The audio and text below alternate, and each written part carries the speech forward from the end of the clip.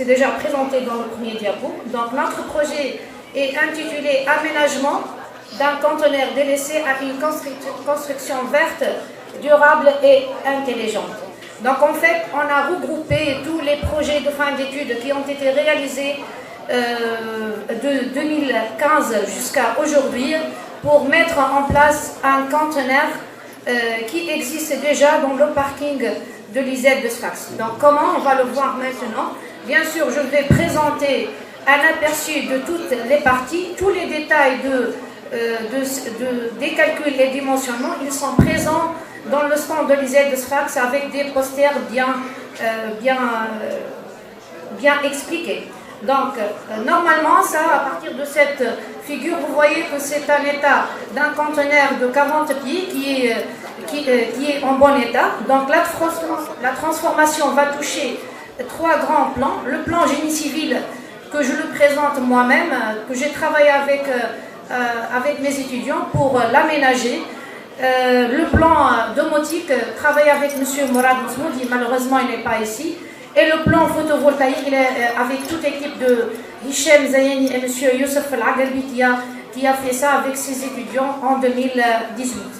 Donc, normalement, ça c'est le premier objectif, c'est de rendre ce conteneur intelligent et durable. Un deuxième objectif, notre conteneur va être une salle d'expérimentation, donc il va être un terrain pour faire tous les essais de contrôle, soit domotique, photovoltaïque ou même les matériaux de construction durables qu'on va les utiliser. Donc maintenant, vous voyez que l'année dernière, on a préparé trois modèles de conteneurs bien aménagés en 3D. Normalement, cette année, on a pris la décision avec notre directeur d'aménager ce conteneur à une vestiaire, puisqu'on a déjà des travaux d'exécution d'un nouveau stade. Donc cette vestiaire va être utile donc, en tant que maison. Bon, c'est pas une maison, mais c'est un local qui va être utile pour nos étudiants et pour la salle d'expérimentation.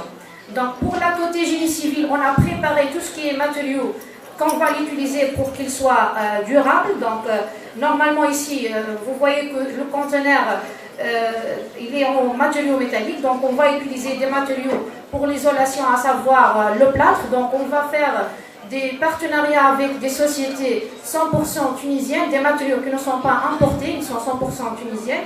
Donc, et bien sûr des matériaux qui ont déjà subi toute une analyse de cycle de vie qui prouve que ces matériaux qui sont durables. Donc la partie éco-matériaux durables. Donc en fait, comme terminaison de cette partie, je vais dire que le plâtre et l'énergie photovoltaïque, ce sont deux choses qu'on va les mettre en place. Et déjà, on a fait des conventions avec les industriels qui vont nous aider à mettre en place ces deux parties. Alors, pour la partie domotique, donc on a déjà des travaux de recherche faits dans le département TIC pour mettre en place et pour commander tout ce qui est volet, tout ce qui est prise et foyer intelligent, la température et l'humidité, à travers des applications mobiles. Cela il est fait avec leur encadrant Simorad. Donc pour la partie photovoltaïque, on a déjà des prototypes au stand de l'ISEP de Sfax. On a déjà une partie suiveur de soleil, comme vous le voyez ici. Donc ça c'est la partie suiveur de soleil. Ça c'est la partie lampe, elle est déjà en marche. On a déjà une petite maisonnette équipée avec le panneau photovoltaïque ici. Donc le dimensionnement photovoltaïque il est déjà fait et la convention avec l'industriel il est déjà faite pour le mettre en place.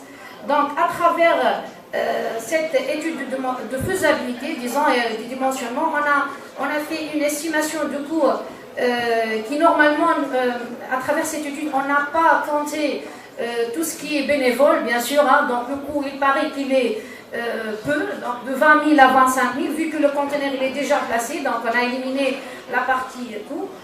Comme perspective ici, donc à travers ce forum et cette table, je lance un appel à nos industriels tunisiens, même africains, de rendre ce conteneur utile et une salle d'expérimentation utile. Donc, normalement ici, avec ce parrainage et ce travail collaboratif, on peut faire une chose qui est intelligente, durable et verte, bien sûr. Donc, en guise de conclusion, ce travail, cette étude, elle est faite. Donc, je compte dans le stand de faire tout ce qui est parrainage avec nos industriels. Donc, j'aimerais bien sûr remercier tout le présent et merci.